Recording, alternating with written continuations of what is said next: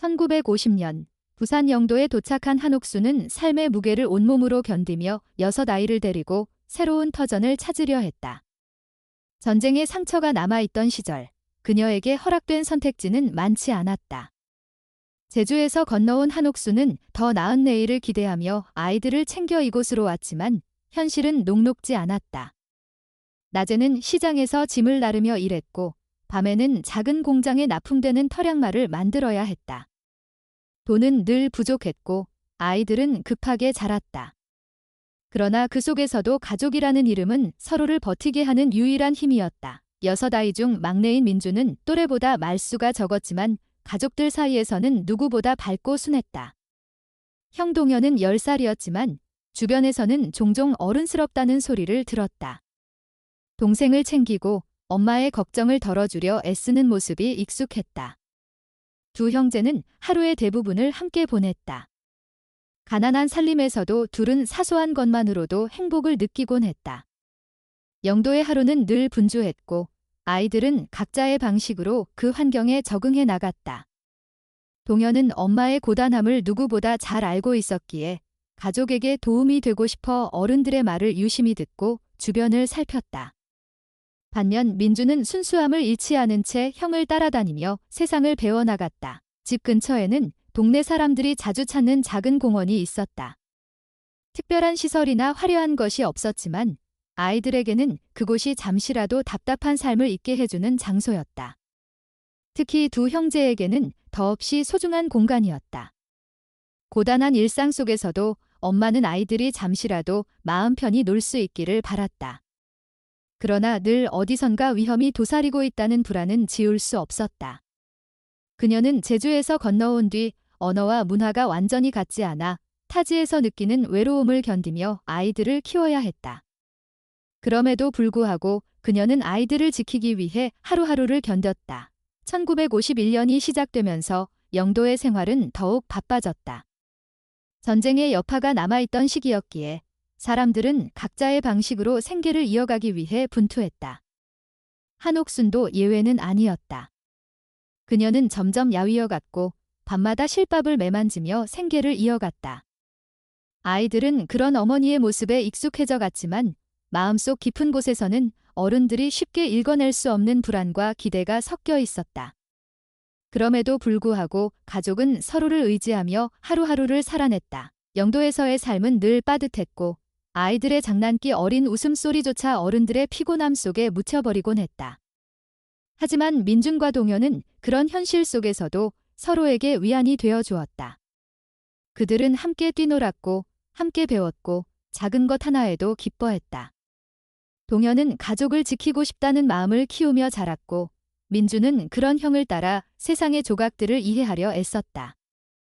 하루의 마지막에 서로 기대어 잠들었던 두 형제에게 세상은 아직 이해하기 어려운 곳이었다. 그 시절 한옥수는 아이들 앞에서는 늘 강한 모습을 유지하려 노력했다. 낯선 지역에서 6아이를 키우려면 마음을 다잡을 수밖에 없었다. 그녀는 가난이 아이들의 미래를 가로막지 않기를 바랐고 매일같이 자신의 한계를 넘어서야 했다. 그 과정에서 가족이라는 울타리는 점점 단단해졌고 서로를 향한 책임감도 자연스럽게 깊어졌다. 특히 동현은 어머니의 마음을 누구보다 잘 느끼고 있었고 그만큼 막내 민준을 더 소중히 여겼다. 그러나 아무리 서로를 지키려 해도 예기치 못한 일들은 늘 삶의 틈새에서 스며들듯 찾아왔다. 영도의 생활은 하루아침에 변할 수 있었고 주민들은 늘 불안정한 삶을 살아야 했다. 한옥수는 그 사실을 알고 있었기에 아이들을 더욱 단단히 마음속에 붙잡아 두려고 했다. 그런데도 두려움을 완전히 없앨 수는 없었다. 그녀가 하루를 버텨낼 수 있었던 것은 아이들 덕분이었고 아이들 역시 엄마를 통해 희망을 배웠다. 1951년 2월이 다가오면서 가족의 삶은 일견 평온해 보였다. 눈에 띄는 사건은 없었지만 그 평온함 뒤에는 늘 해결되지 않은 거친 현실이 있었다. 그리고 그날이 오기 전까지 아무도 상상하지 못했다. 단 한 번의 순간이 이 가족의 삶을 영원히 바꿔놓을 것이라는 사실을 가난한 시절의 그 이야기는 바로 이렇게 시작되고 있었다. 1951년 2월 21일 평소와 다르지 않은 오후였다. 동현은 숙제를 마치고 동네에서 가장 익숙한 공원으로 민준을 데리고 갔다. 어머니가 시장에서 늦게까지 일해야 하는 날이었고 그 빈 시간을 어떻게든 채우기 위해 형제는 늘 그곳을 찾았다. 두 아이에게 공원은 가난한 집안 사정을 잠시 잊게 해주는 공간이었고 형제는 함께 있을 때만큼은 세상의 어떤 것도 두렵지 않았다. 동현은 막내가 기운을 잃지 않도록 늘 가까이에 두었고 민주는 형을 따라다니며 소소한 이야기들을 나누곤 했다. 그날도 둘은 평소처럼 함께 있었다. 그러나 짧은 순간의 이별이 모든 것을 바꾸고 말았다. 동현은 민준의 손에 쥐어졌던 작은 구슬을 떨어뜨렸고 그걸 주워 다시 돌려주기 위해 몸을 돌리는 찰나였다. 땅에 떨어진 구슬을 다시 찾았다고 생각한 순간 뒤에서 들리던 민준의 말소리가 사라져 있었다. 형은 처음엔 장난인 줄 알았다. 하지만 주변을 둘러봐도 동생은 보이지 않았다.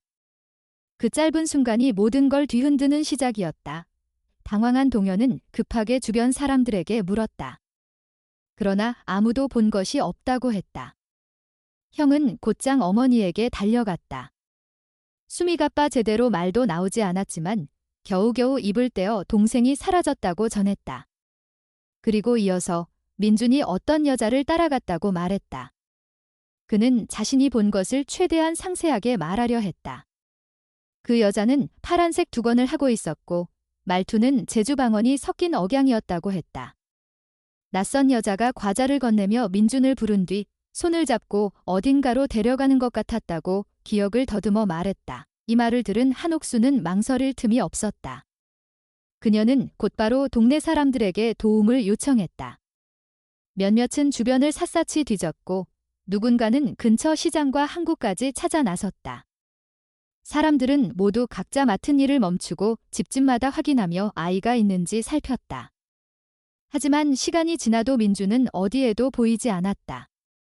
누군가는 근처 항구에서 혹시 아이가 실수로 떨어졌을지도 모른다며 걱정했지만 동현은 단호하게 고개를 저었다. 그날 본 장면은 너무 분명했고 동생은 분명 누군가에게 이끌려갔다고 했다. 한옥순과 동네 사람들이 헤매던 동안 불안은 점점 커져갔다. 몇 시간이 지나도 아무런 소식이 없었고 사람들의 표정은 점점 굳어져 갔다. 아무도 대놓고 말하지 않았지만 모두가 두려워하는 마음이 있었다. 당시의 혼란스러운 사회 분위기 속에서 아이를 잃는 일은 종종 일어났고 가족들은 그런 이야기를 들을 때마다 공포를 느끼곤 했다. 그러나 설마 자신들에게 그런 일이 벌어질 줄은 아무도 몰랐다. 특히 한옥순에게 그날은 설명할 수 없는 공백으로 남았다. 동현은 계속 울먹이며 자신이 본 여자의 특징을 되뇌었다. 파란 두건, 제주 억양, 부드럽게 민준을 부르는 목소리. 그는 그 순간을 떠올릴 때마다 죄책감이 가슴 깊숙이 내려앉는 기분을 느꼈다.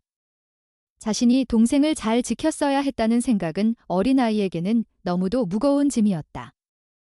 하지만 그는 어머니에게 사실을 있는 그대로 말했고 어머니는 아들의 말을 조금도 의심하지 않았다. 그녀는 동현의 증언에 희미한 희망을 걸었다.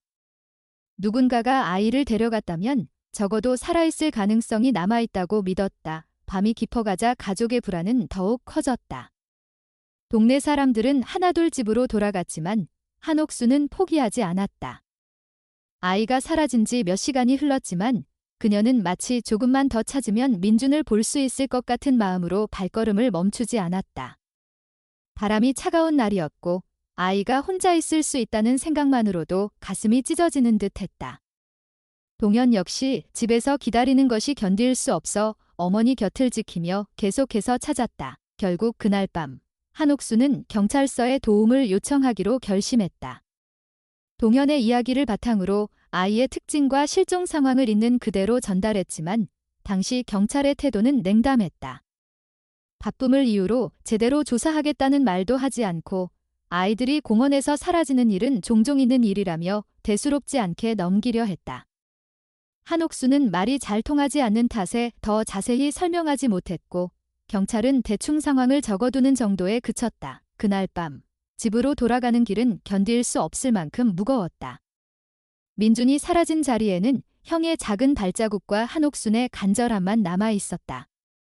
가족에게는 그날이 다시는 돌아갈 수 없는 과거의 시작이 되었고, 동현에게는 평생 벗어나지 못할 죄책감의 첫날이 되었다. 한 번 비어버린 자리는 다시 채워지지 않았고, 그 공백은 시간이 지나도 사라지지 않았다. 그런데도 그날 가족이 느낀 불안과 절망은 이 모든 이야기의 시작에 불과했다. 경찰은 다음 날 형식적인 조사를 시작했지만 실질적으로 달라진 것은 거의 없었다.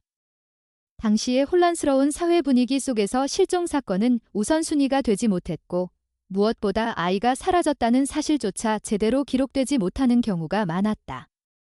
한옥수는 전날 밤에 절망을 품은 채 다시 경찰서를 찾아갔다.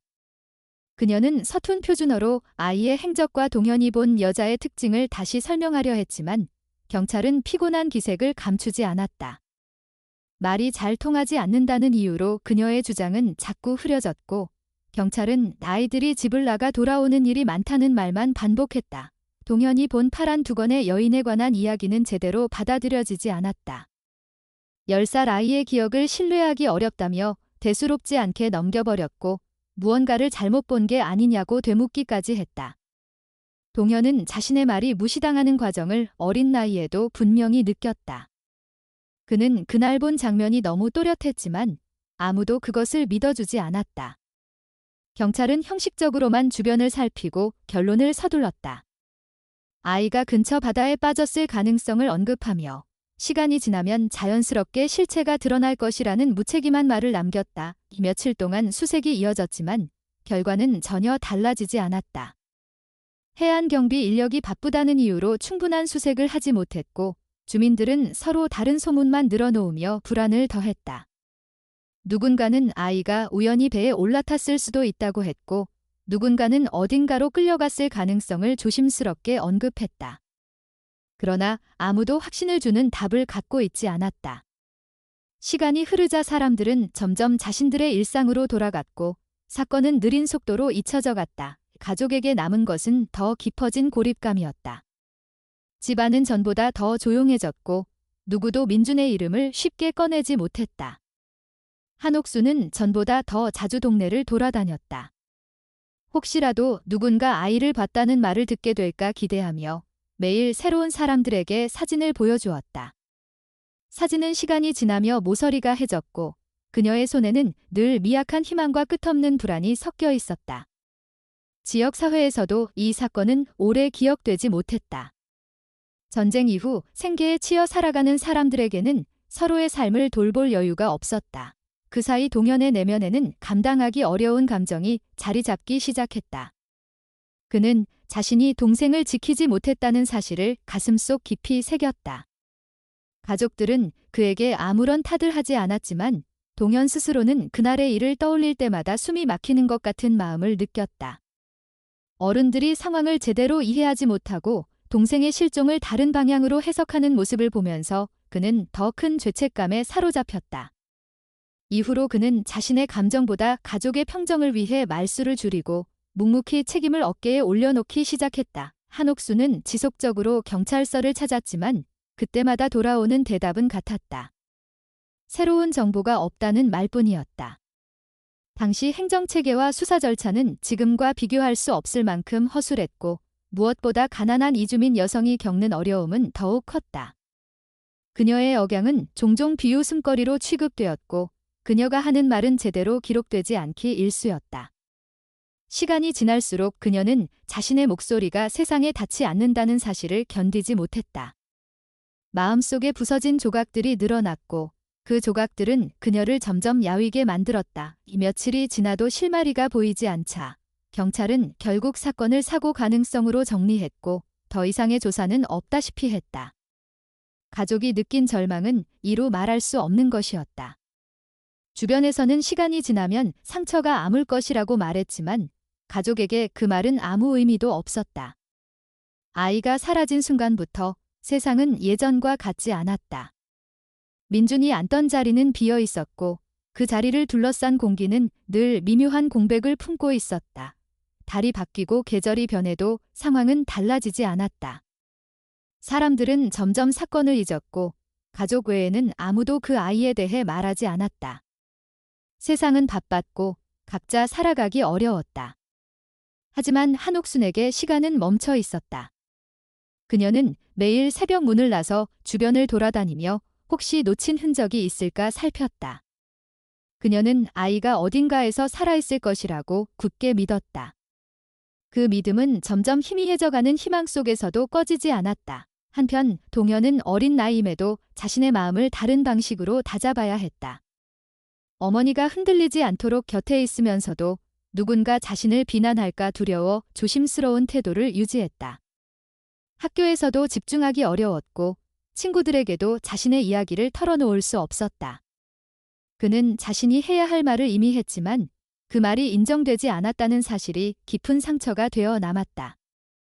그 후로 그는 어른들이 믿어주지 않는다면 스스로도 말을 아끼는 것이 낫다고 생각했다. 시간이 흐르면서 사건은 사람들의 기억 속에서 희미해졌지만 가족에게는 오히려 더 선명해졌다. 없어져 버린 한 사람의 자리만큼 가족의 삶은 무너져갔고 민준의 흔적은 시간 속에서 지워지지 않는 상처로 남았다. 아무것도 밝혀지지 않은 채 세상은 계속 움직였고 그 속에서 가족은 여전히 같은 자리에서 멈춰 있었다. 그렇게 실종 사건의 첫 번째 계절이 끝나가던 순간 가족은 이미 깊은 어둠 속에 놓여 있었다. 한옥순의 집은 시간이 흐를수록 더욱 침묵에 잠겼다. 사람이 여럿 있어도 공기가 비어있는 듯했고 식탁에 둘러앉는 순간마다 누구도 먼저 말문을 열지 못했다. 민준이 사라진 이후로 집안의 공기는 조심스러움과 불안으로 가득했다. 누구도 큰 소리를 내지 않았고 서로를 바라보는 눈빛에는 결핍이 자리 잡았다. 한옥수는 아이들에게 괜찮다고 말하고 싶었지만 입을 열면 마음이 무너질 것 같아 말보다 기도가 더 많아졌다. 아이들이 눈치채지 않기를 바라면서도 숨길 수 없는 상실감이 그녀의 일상을 흔들었다. 어머니의 마음이 흔들릴수록 동현은 더 조용해졌다. 그는 자신이 해야 했던 역할을 누구보다 명확히 알고 있었다. 어머니가 매일 경찰서로 향하는 날이면 그는 늘 함께 따라갔다. 그곳에서 반복되는 무기력한 대답을 들을 때마다 그는 더 작아지는 기분을 느꼈다. 하지만 함께 서 있어야 한다는 생각이 강했고 어머니가 혼자라고 느끼지 않도록 곁을 지켰다. 어머니가 사진을 내밀며 민준의 행적을 설명하려 할 때마다 동현은 옆에서 작은 목소리로 도움을 보탰다. 어머니의 말이 흐려질 때는 대신 이어 설명하려 했으나 경찰은 대개 형식적인 반응만 보였다. 반복되는 좌절은 가족의 마음을 서서히 갉아먹었다. 식사 시간에도 숟가락 소리만 어색하게 들렸다. 형제들은 서로를 의식하면서도 자연스러운 대화를 하지 못했다. 민준의 빈자리가 분명하게 느껴졌고 누구도 그 자리를 바라보지 않으려 했다. 어머니는 종종 손에 쥔 사진을 오래 바라보다가 다시 조심스레 내려놓았고 그러한 모습은 아이들의 마음까지 짓눌렀다. 이전에는 사소한 장난에도 웃음이 흘러넘쳤던 집이었지만 이제는 감정을 나누는 것조차 쉽지 않게 느껴졌다. 시간이 지나도 사라진 아이의 흔적은 찾을 수 없었고 오히려 가족은 더 큰 불안 속에 빠져들었다. 동네 사람들 가운데 일부는 걱정스러운 마음으로 조심스럽게 조언을 건넸지만 시간이 흐르자 그들도 할 말을 잃었다. 사람들은 점점 자신의 문제에 더 집중했고 사건은 서서히 주변의 관심에서 멀어졌다. 그러나 가족에게는 매일이 사건의 연장이었다. 어머니는 누군가가 민준을 발견했다는 소식을 듣지 못할까 두려워 휴대폰조차 손에서 놓지 않았고 작은 소리에도 신경을 곤두세웠다. 동현의 내면에서는 계속해서 죄책감이 커져갔다. 그는 자신이 본 여자의 모습을 분명하게 떠올릴 수 있었고 그 기억은 밤마다 그의 마음을 괴롭혔다. 그는 자신이 더 오래 곁에 있었더라면 일이 달라졌을 것이라는 생각을 떨칠 수 없었다. 어른들이 자신의 말을 믿지 않는 상황은 깊은 상처가 되었다. 그 이후로 그는 자신의 감정을 드러내는 일이 줄었고 학교에서도 말수가 적어졌다. 친구들이 그에게 이유를 물었을 때도 그는 대답하지 않았다. 자신이 겪은 일은 누구에게도 쉽게 말할 수 있는 종류가 아니었기 때문이었다. 시간이 몇 달씩 흘러도 사건은 제자리였다. 어머니는 점점 지쳐갔고 하지만 포기하지는 않았다. 그녀는 매일 할 수 있는 일을 찾았다. 종교 모임에 나가 기도를 부탁했고 지역 사회센터에 가서 누군가 도움을 줄 수 있을지 물어보았다. 그녀는 자신의 말이 제대로 들리지 않는다는 것을 알면서도 멈추지 않았다. 어머니가 이런 노력을 이어가는 동안 아이들은 제각기 마음속에 상처를 감추고 살아갔다. 가족의 중심이 흔들린 만큼 각자의 마음은 안정감을 잃어갔다. 그러나 사람의 마음은 오래 고요할 수 없다.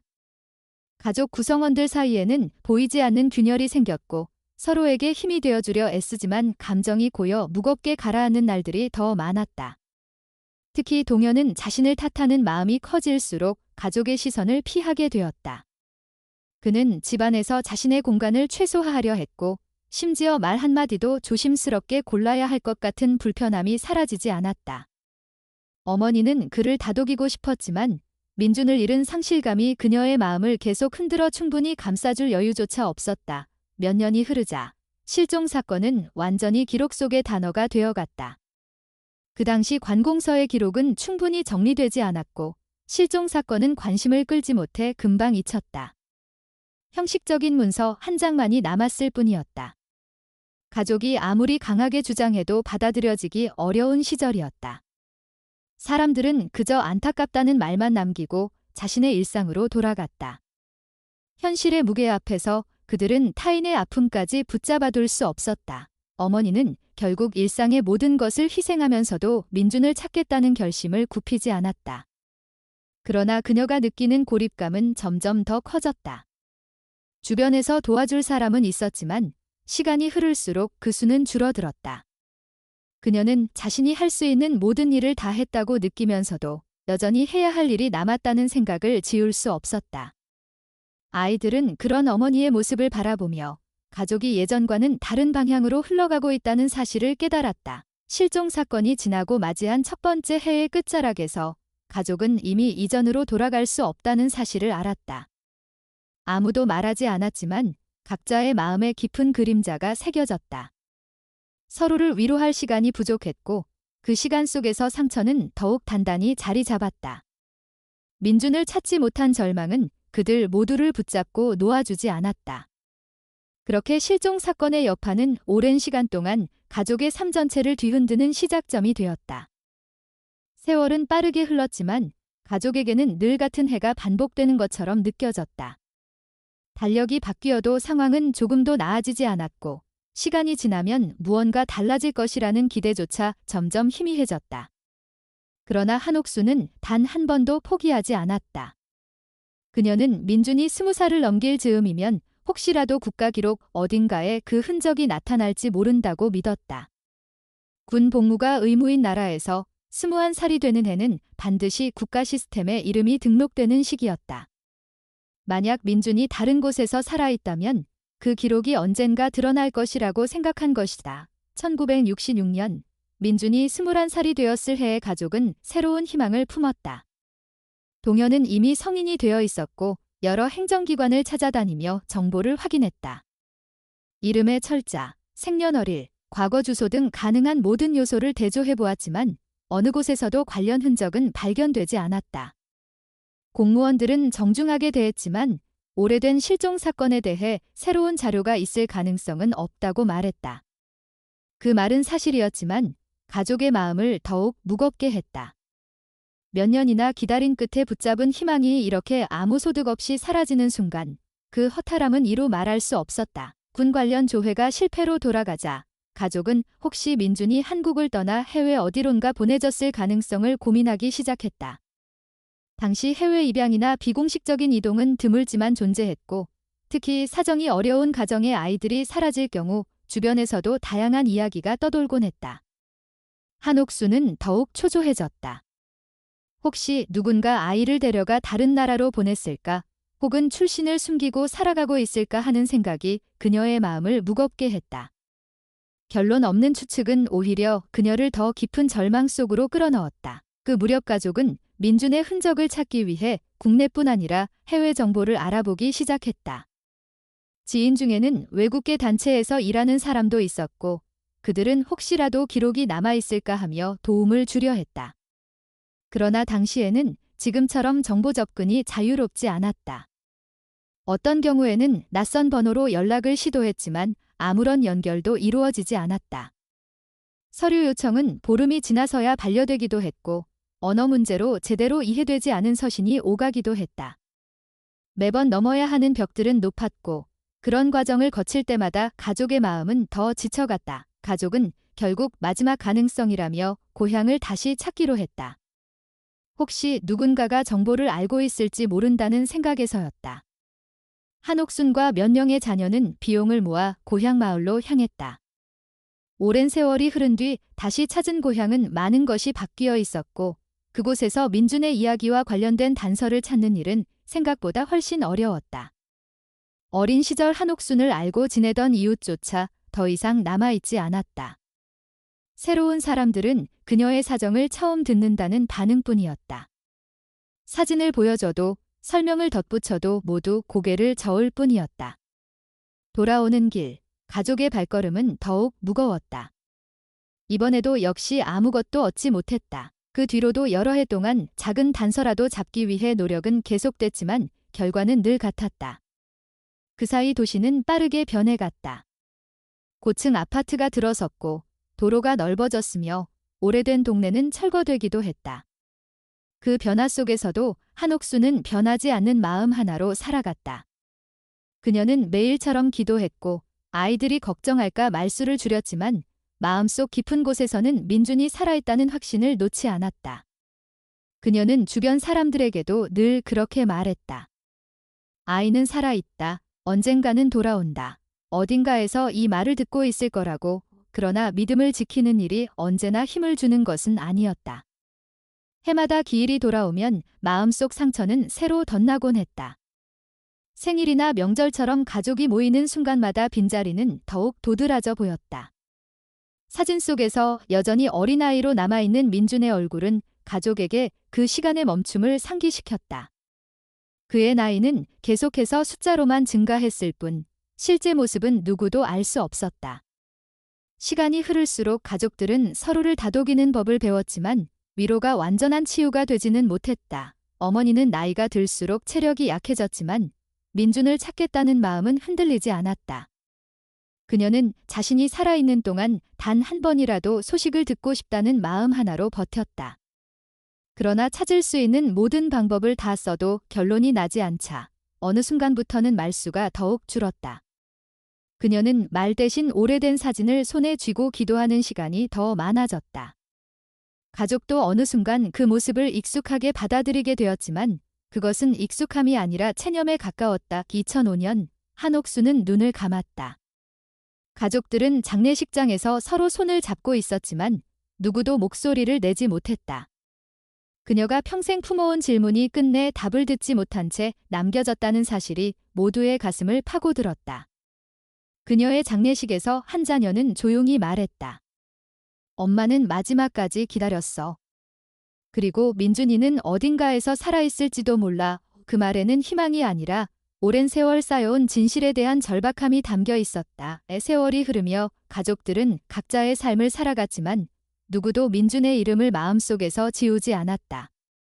아이들의 세대가 자라고 손주 세대가 등장하면서도 그의 존재는 가족사를 따라 조용히 전해졌다. 하지만 새로운 정보를 기대하는 마음은 점차 사라지고 대신 기억을 유지하려는 마음만이 남았다. 민준이라는 이름은 가족에게 슬픔인 동시에 끊을 수 없는 연결이었고 그 이름을 부르는 순간마다 마음 한구석의 상처가 다시 고개를 들었다. 그렇게 수십 년이 지나도록 가족의 시간은 1951년에서 완전히 벗어나지 못한 채 이어지고 있었다. 한옥순이 세상을 떠난 뒤 가족의 일상은 겉으로는 이전과 다르지 않게 흘러갔다. 누군가는 새 가정을 꾸리고 누군가는 직장에서 바쁜 일상에 익숙해졌으며 또 누군가는 먼 지역으로 이사를 가며 새로운 삶을 시작했다. 그러나 아무리 멀리 이동해도 아무리 시간이 흘러도 한 가지 기억만큼은 결코 떨어져 나가지 않았다. 민준이라는 이름이었다. 가족 구성원이 세대별로 달라지고 손주들까지 어른이 되는 긴 세월 동안 누구도 그 이름을 입 밖에 쉽게 꺼내지 않았지만 마음속에서는 늘 같은 자리에서 움직이지 않았다. 어머니의 장례가 끝난 후 동현은 마음이 빈집처럼 허전했다. 장남으로서 오랫동안 가슴속에 숨겨두었던 책임감과 미안함이 쌓여 있었고 어머니가 떠난 뒤 그 감정들은 더 무겁게 가라앉았다. 그는 자신이 해야 할 일을 다 하지 못했다는 생각에 오래 시달렸다. 그래서 세월이 더 흐른 뒤에도 민준의 이름이 떠오르면 마음속에서 뜨거운 감정이 일어났고 그 감정은 나이가 들어도 사라지지 않았다. 그런 감정들은 다른 가족에게도 비슷하게 남아 있었다. 모두 각자의 삶을 살아가면서도 마음 한구석에는 해결되지 않은 질문 하나가 남아 있었다. 시간이 지나며 서로 바빠져 연락도 뜸해졌지만 가족이 다시 모이는 명절이나 제사 때면 오래된 이야기가 조심스럽게 흘러나왔다. 그러나 그 이야기는 언제나 같은 지점에서 멈췄다. 대답을 모르기 때문에, 어디로 이어지는지도 모르기 때문에 더 이상 나아갈 수 없었던 것이다. 어머니의 장례 후 10수년이 지난 어느 날, 그 가족 중 한 사람인 손녀 수진이 대학에서 가족사 세미나 과제를 준비하면서 가계도를 정리해야 했다. 수진은 어릴 때부터 민준에 대한 이야기를 가끔 귀동냥처럼 들어왔지만 그 존재가 자신과 가까운 현실이라고 느껴본 적은 없었다. 그러나 자료를 정리하며 여러 문서를 찾아보던 중 오래된 사진 상자 속에서 민준의 이름이 적힌 서류 한 장을 발견하게 되었다. 그것은 1950년대 후반 동현이 행정기관에 문의하며 보관했던 복사본 서류였다. 색이 바랬지만 글씨는 또렷했다. 수진은 그 종이를 손에 들고 한참 동안 생각에 잠겼다. 집안에서 늘 조심스럽게 다뤄지던 과거의 흔적을 이렇게 마주하자 마음속에 설명하기 힘든 감정이 차올랐다.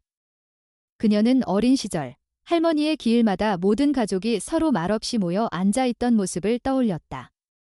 그때 어른들이 흘리던 짧은 말들, 종종 들리던 한숨들이 이제야 이해되는 듯했다. 마음에 남은 호기심과 책임감은 시간이 지날수록 커졌다.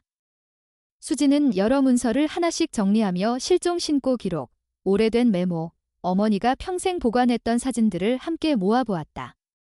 각각의 조각들은 서로 연결되지 않아도 한 사람의 생애가 거기에 담겨 있었다.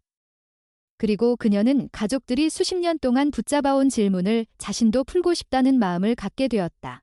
하지만 어디서부터 시작해야 할지 막막했다. 당시의 자료는 대부분 사라졌고 존재하더라도 접근하기 어려웠다.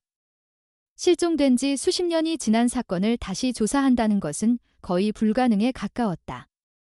게다가 당시에는 기록도 완전하지 않아 행정기관에서 도움을 얻기도 어려웠다. 수지는 그 현실을 잘 알고 있었지만 그래도 그냥 지나갈 수 없었다. 그녀는 먼저 가족들에게 연락했다. 오랫동안 각각의 삶을 살던 이들은 오랜만에 전화에 놀라면서도 수진이 꺼낸 이야기에 깊은 침묵으로 반응했다. 그 침묵은 거절이 아니라 너무 오랜 시간 동안 입 밖으로 꺼내지 못했던 무거움 때문이었다. 그러다 이내 몇몇 가족이 조용히 말했다. 너라도 알고 싶다면 해봐라.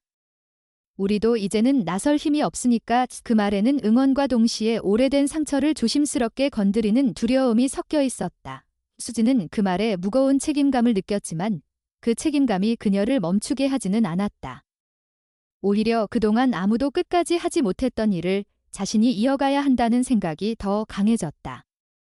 자신의 할머니가 마지막 순간까지 놓지 못했던 마음을 생각하며 그녀는 결심을 더욱 굳게 했다. 그녀는 당시 사건이 발생했던 지역의 행정기관에 문의하기 위해 여러 곳에 전화를 걸었다. 담당자들은 대부분 오랜 시간이 지나 데이터를 찾기 어렵다고 말했지만 일부는 오래된 기록을 확인해보겠다고 답했다. 대부분은 아무런 성과를 얻지 못했지만 그 과정은 수진에게 과거를 조금씩 더 가까이 느끼게 했다. 그가 살았을 시대, 그가 사라진 상황, 그 사건이 가족에게 어떤 의미였는지를 더 깊이 이해하게 된 것이다. 그러던 중 수지는 한 자료관에서 오래된 주민등록대장 일부를 열람할 수 있다는 연락을 받았고 그녀는 망설임 없이 찾아갔다. 대부분의 페이지는 이미 훼손되어 있었지만 담당자가 보여준 한 구석에 오래전 전출로 표시된 이름 목록이 있었다. 그곳에서 그녀는 예상치 못한 한 글자를 마주하게 되었다. 가족들이 수십 년 동안 찾고자 했던 바로 그 이름, 김민준이라는 글자가 흐릿하게 남아 있었다. 그 순간 수진의 마음속에서는 숨겨져 있던 감정들이 한꺼번에 흔들렸다. 그것은 단순한 이름이 아니라 가족의 역사를 뒤흔든 흔적이었다. 이 작은 기록 하나가 무엇을 의미하는지 아직 알 수 없었지만 적어도 한 가지는 분명했다. 가족이 놓치지 않았던 믿음이 완전히 틀린 것은 아니라는 사실이었다. 그날 밤, 수지는 혼자 오래 앉아 있었다. 이제부터 자신이 무엇을 해야 하는지, 어떤 길을 따라가야 하는지를 생각했다. 수십 년 동안 닿지 않았던 한 사람의 흔적이 처음으로 모습을 드러낸 순간, 그녀는 멈출 수 없다는 것을 알았다. 그리고 그 결심은 앞으로 가족의 시간을 다시 움직이게 될 시작이었다. 수지는 주민등록대장에서 흐릿하게 남아있던 김민준의 이름을 발견한 이후 더 깊이 파고들지 않을 수 없었다. 그러나 남아있는 기록만으로는 정확한 흐름을 파악하기 어려웠다. 전출 기록이 있다는 것은 분명 누군가가 민준을 데리고 다른 지역으로 이동했다는 의미였지만 그가 누구와 어떻게 이동했는지에 대한 단서는 전혀 남아있지 않았다. 가족이 오랫동안 믿어왔던 누군가 데려갔다는 이야기와 맞아떨어지는 부분이 있었지만 이를 뒷받침할 확실한 증거는 부족했다. 수지는 여러 자료들을 하나하나 정리하며 가능성이 있는 경로를 생각했다. 당시에는 기록이 체계적이지 않았고 보호자 변경이나 입양 절차가 지금처럼 명확하게 남아있지도 않았다. 특히 1950년대의 혼란스러운 시대적 분위기 속에서 어린아이가 공식적인 절차 없이 다른 가정으로 옮겨지는 일은 드물지 않았다. 그 점을 고려한다면 민준이 생후 몇 년 안에 다른 가정으로 흘러들어갔을 가능성도 충분했다. 그녀는 인터넷을 통해 한국에서 제공되는 가족 찾기 프로그램들, 옛 입양 기록을 복원하는 단체들, 그리고 해외 입양인의 사례까지 살펴보았다. 그 과정에서 DNA 기반으로 가족을 찾는 국내외 사례가 점점 늘고 있다는 사실도 알게 되었다. DNA는 시간이 아무리 지나도 사라지지 않고 서로 연결되는 길을 만들어준다는 점에서 수진에게 새로운 가능성을 보여주었다. 수진은 바로 가족들에게 DNA 검사를 제안했다. 누구나 선뜻 동의한 것은 아니었다. 오랜 세월 동안 묻어두었던 마음이라 다시 상기시키는 것 자체가 힘든 일이었기 때문이었다. 그러나 결국 가족들은 조용히 한마디씩 동의했다. 이제는 결과가 어떻든 받아들일 수 있을 것 같다. 그 말에는 긴 세월의 무게와 함께 다가오는 기대가 함께 담겨 있었다. 수지는 DNA 키트를 주문하고 하나하나 가족에게 전달하며 사용법을 설명했다. 모두가 자신의 샘플을 제출하고 기다리는 동안 가족은 말하지는 않았지만 비슷한 감정을 공유했다. 그 기다림 속에는 희미한 소망과 동시에 답을 듣는 순간 마주하게 될 감정에 대한 두려움이 공존했다. 몇 주 후, 드디어 수진의 이메일로 결과가 도착했다. 그녀는 한참이나 화면을 열지 못했다. 손끝이 떨린다거나 심장이 뛰는 느낌을 표현하지 않으려 했지만 현실적으로 받아들여지는 긴장감은 쉽게 사라지지 않았다. 결국 조용히 숨을 고르고 결과를 열었다. 5페이지 중앙에는 가까운 혈연 관계로 의심되는 인물 발견이라는 문장이 떠 있었다. 이어서 표시된 수치는 20%가 넘는 유전적 일치율이었다. 이는 보통 조카와 삼촌 사이에서 나타나는 정도의 비율이었다. 수지는 그 순간 자신이 보아온 가족의 오랜 기억과 기록들이 단순한 추측이나 희망이 아니라 현실과 맞닿아 있었다는 것을 처음으로 실감했다. 그러나 DNA 결과는 신원을 직접 알려주지 않았다. 개인정보 보호로 인해 상대방의 신상은 대부분 가려져 있었고 수진이 확인할 수 있는 것은 단지 대략적인 연령대와 성별 정도였다. 그럼에도 불구하고 이 결과는 분명한 의미를 가지고 있었다. 누군가, 우리가 모르는 어딘가에서 살아온 시간이 가족의 역사와 정확히 연결되어 있다는 사실이었다. 수진은 잠시 혼자 생각을 정리한 뒤 가족 단체 채팅방에 메시지를 보냈다. 모두가 메시지를 읽고 긴 침묵을 지켰다. 그러다 동현이 가장 먼저 답장을 보냈다. 그럼 살아있다는 거냐? 그 문장은 담담했지만 그 안에는 다양한 감정이 흐르고 있었다.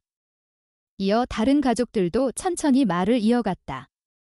누구는 놀랐고 누구는 조심스러웠으며 누구는 마음속에 오랫동안 묻혀있던 감정이 다시 떠올라 혼란스러워했다. 수지는 DNA 회사에 메시지를 보내 그 사람에게 연락을 전달해달라고 요청했다. 그러나 상대방으로부터는 당장 회신이 오지 않았다. 며칠, 몇 주가 지나도 답이 없었다. 수지는 실망감을 누르고 다시 현실적인 방법을 찾기 시작했다. DNA를 통해 연결된 사람의 이름을 직접 알 수는 없었지만 그 사람이 등록한 지역이나 기본 정보는 수진에게 새로운 방향을 제시해 주었다. 그녀는 해당 지역에서 활동하는 여러 기관에 문의했고 일부는 오래된 기록을 찾는데 협조해 주겠다고 했다. 그러던 중 한 기관에서 예전 군 복무 기록 중 비슷한 정보를 가진 사람이 있었다는 연락이 왔다. 그 이름은 바로 김민준이었다. 수지는 믿기 어렵다는 생각과 함께 오랫동안 막혀있던 퍼즐이 맞춰지는 듯한 느낌을 받았다.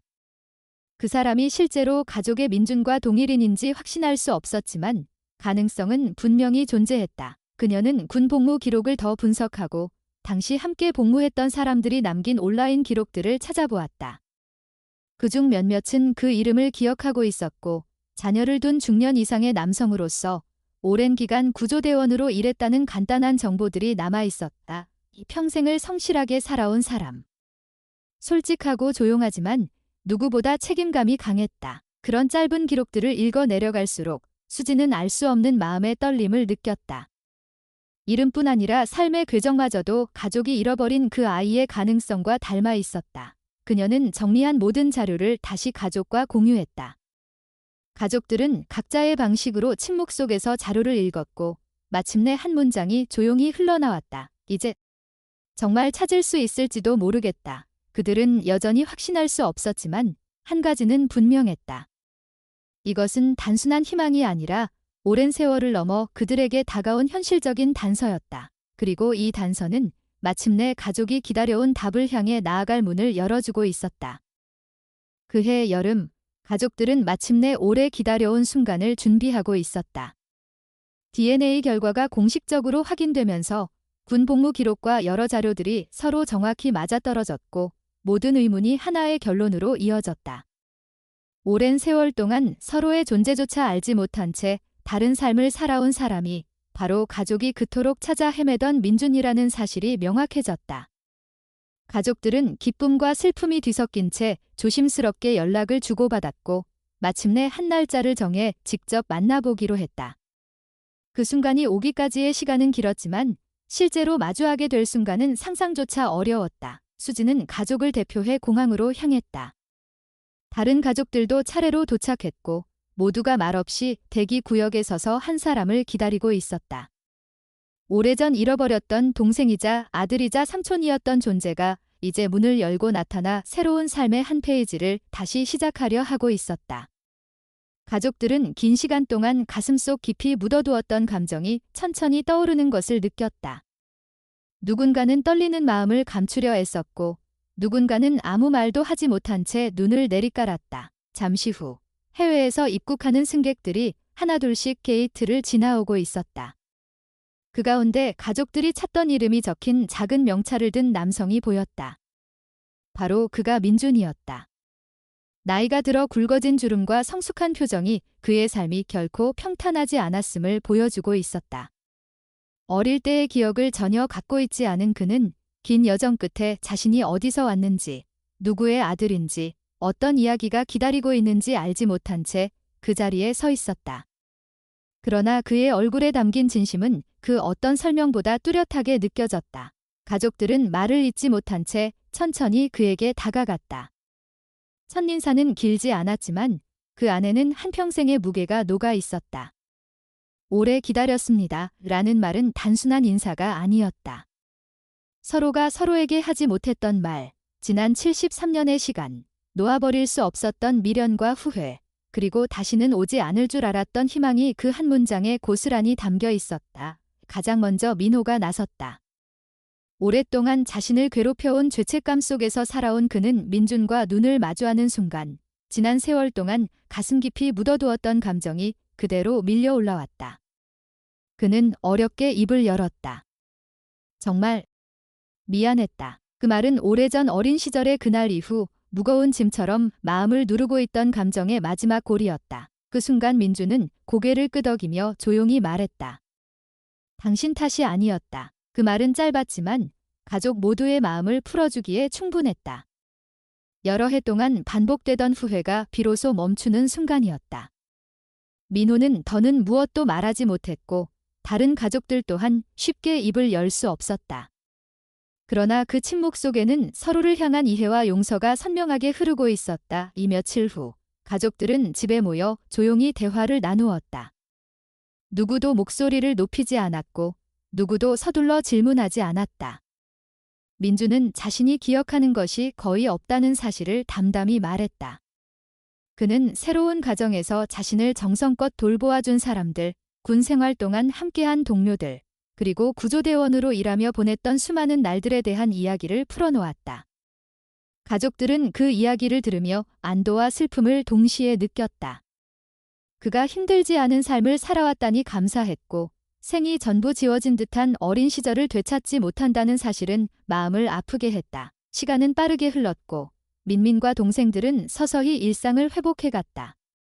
민호는 민준과의 만남 이후 오랫동안 자신을 옥죄던 마음의 짐이 내려가는 것을 느꼈다. 그러나 시간이 모든 것을 해결해주는 것은 아니었다. 민호는 그 만남으로 비로소 몇십 년 동안 이어진 마음의 고통에서 조금씩 멀어질 수 있었다. 그가 마지막으로 남긴 말은 가족 모두의 마음에 오래도록 남았다. 이제야 편해졌다. 그 말은 예감에 가까웠는지 2달 후 민호는 평온하게 삶을 마무리했다.